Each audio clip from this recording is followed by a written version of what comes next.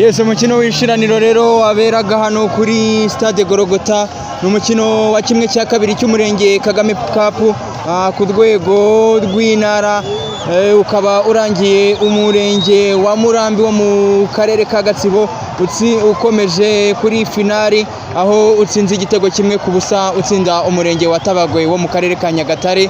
Ni igitego kije mu minota aho umusifuzi wa kane yari amaze kumanika iminota 5 y'inyongera kuri kufura rero nziza yegereye imbere ho gato y'urubuga rw'amahina. Kufura yaribonywe n'abasore b'ikipe y'umurenge wa Murambi. Umuzamu w'umurenge wa Tabagwe rero agerageje kuba yakuramo uyu mupira ariko biranga. Match rero nyuma ho harenzeho nk'iminota 2 abasore b'ikipe ya Murambi bamaze kubona igitego.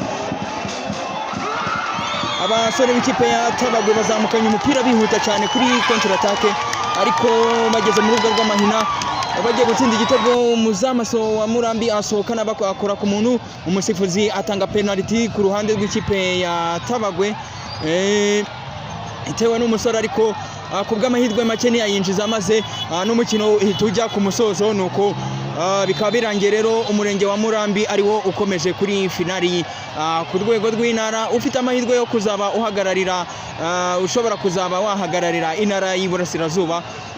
Bakaba rero abaturage b'umurenge wa Murambi baje bayiherekeje batashye mu modoka nyinshi cyane zaje zibaherekeje. Ni